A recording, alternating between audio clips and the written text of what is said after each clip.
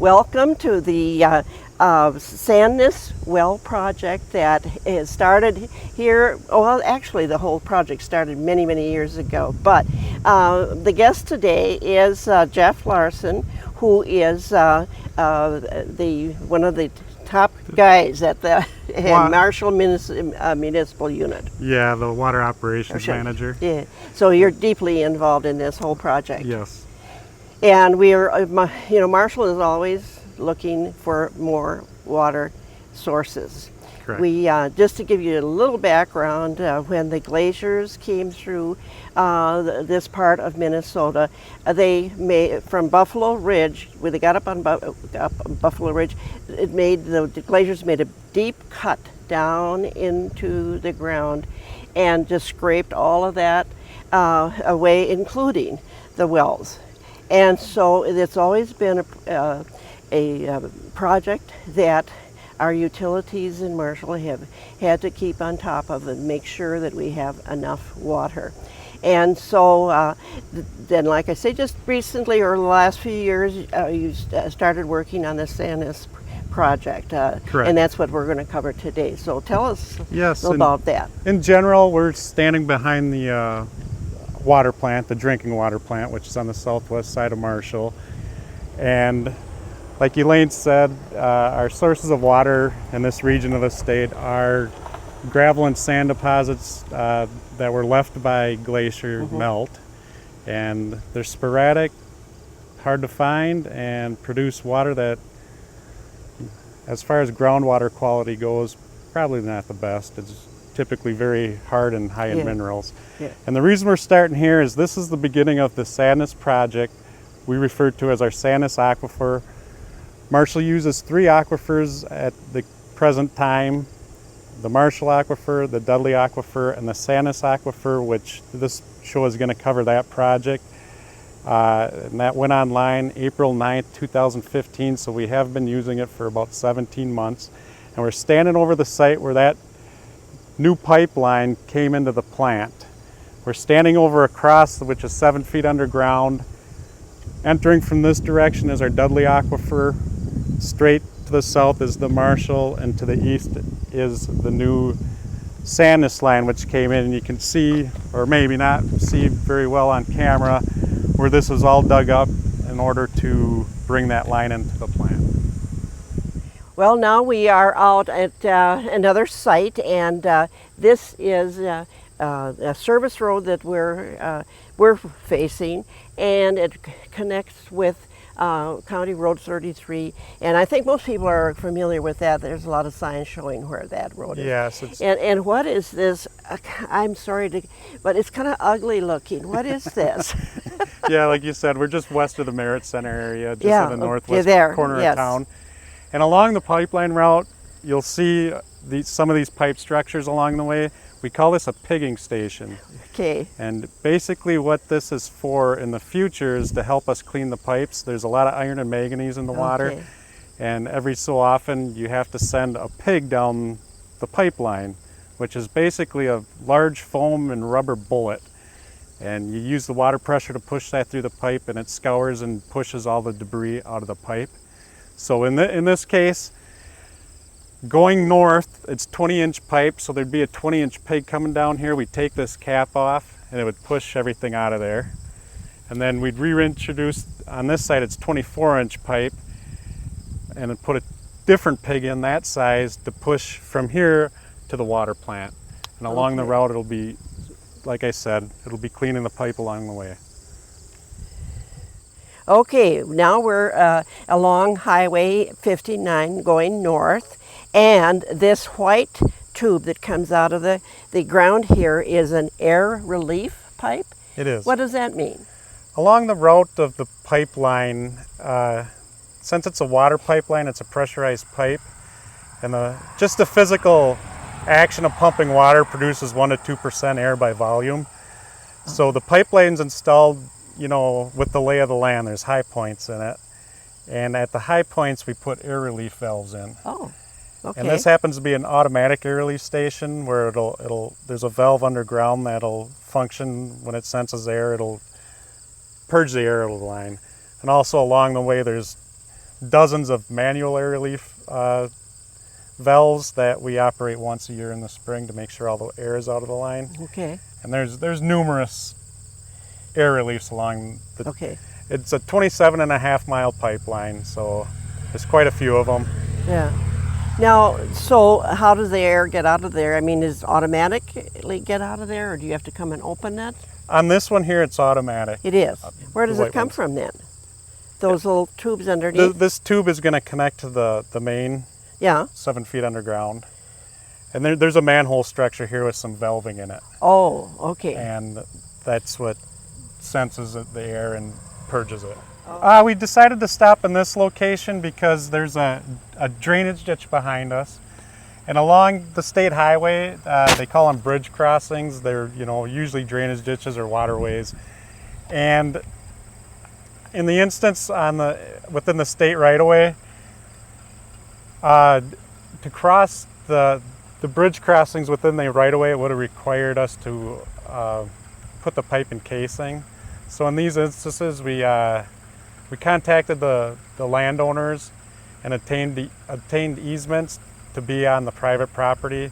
And there's about a half dozen of them along just this stretch alone. And also showing the grass in the ditch.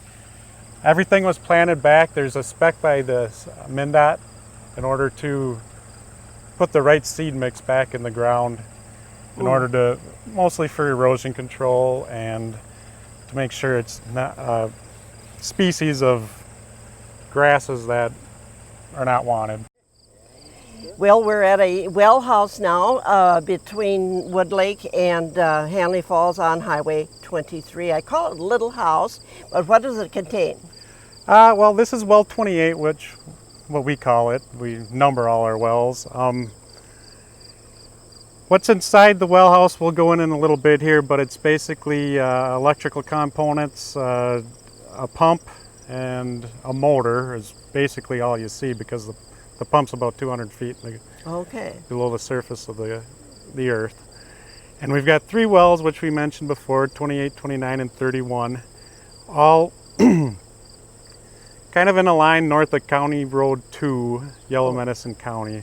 They're about a mile apart each, and the wells are rated, they can pump, they're permitted at 600 gallons a minute, but we try to pump them between 300 and 400 gallons a minute, just because it saves on the efficiency of the well itself. And now these 3 wells are all within Sandnes Township, right? They are within Sandnes Township, yes. And then if you'd like to step inside, we can take a look. Basically, just to show inside the pump house here, basically all you see is the plumbing and the motor. The motor is a 100 horsepower motor. That size of a motor is needed to pump water 27 miles to the treatment plant. It's got the ability to do that. When we're pumping in the water into the water main, at this point, it was designed to be able to handle 200 psi in the pipe, but when it actually gets down to the water plant, it's only at 15 psi, and that's just enough to get it to the roof of the water plant where it enters for treatment. Just the other things you see are check valves, a meter, and that's really So really the water simple. is coming up from the well Coming through up there. this one? Yep, it's coming up here and through the pipe this way, Right. and then into the pipeline underground. Okay. And on the other side is pretty much just electrical panels.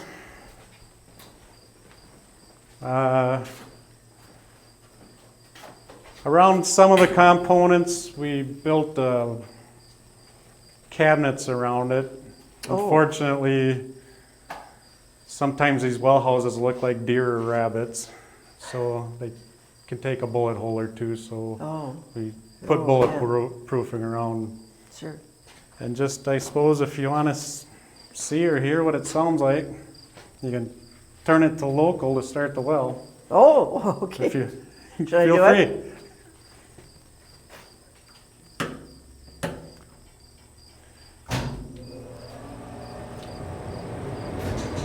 Ooh!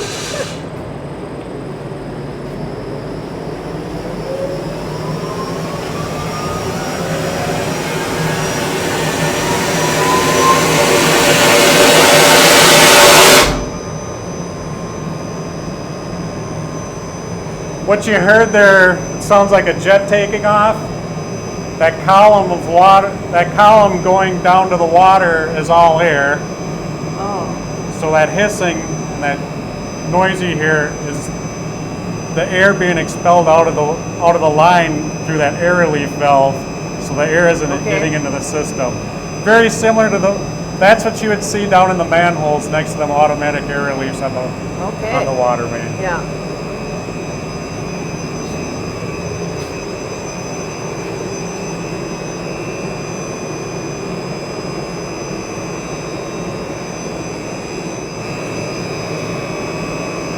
Currently, we pump this well at 309 gallons a minute it's reading right now, but we try to keep this one right around 300 gallons a minute.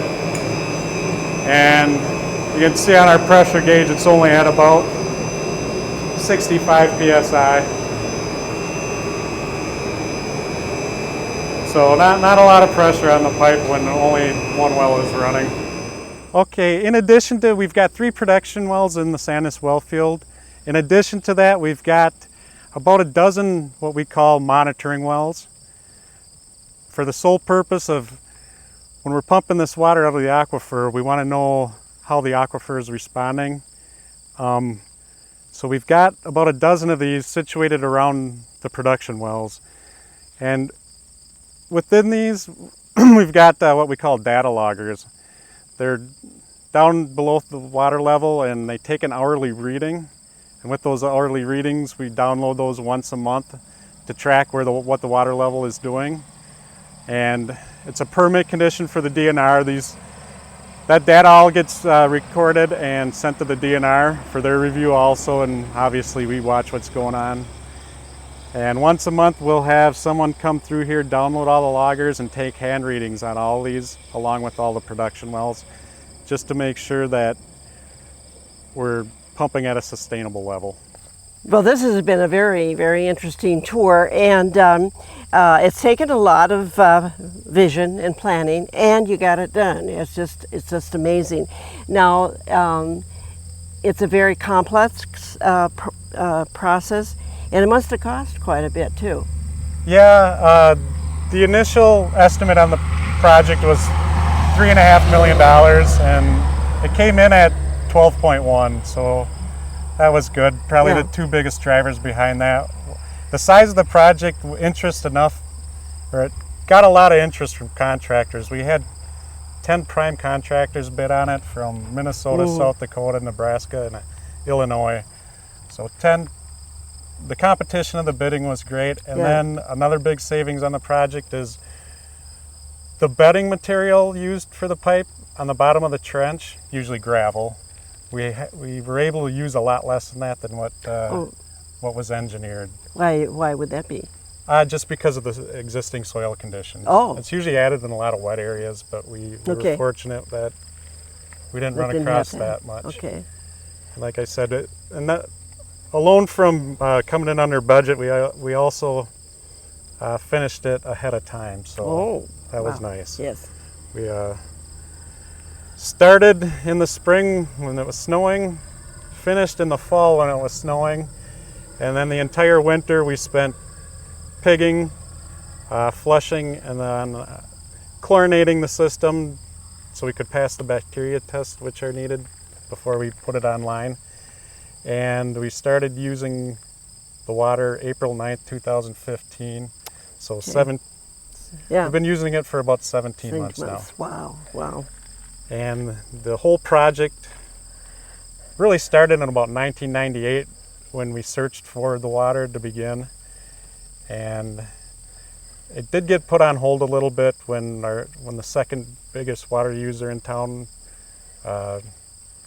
shut down for a period of 3 years. It started back up and the demand was there again. So starting about 2006-07, we kicked it in gear to get the project going again. One of the major steps along there was in 2011, we performed a 30-day pump test. It's basically a stress test on the aquifer. We pump as hard as you can to see how the aquifer reacts, to give an idea on what kind of water can be withdrawn from it. That was 2011. We got our permits approved 2013, and then from that point we went into engineering. And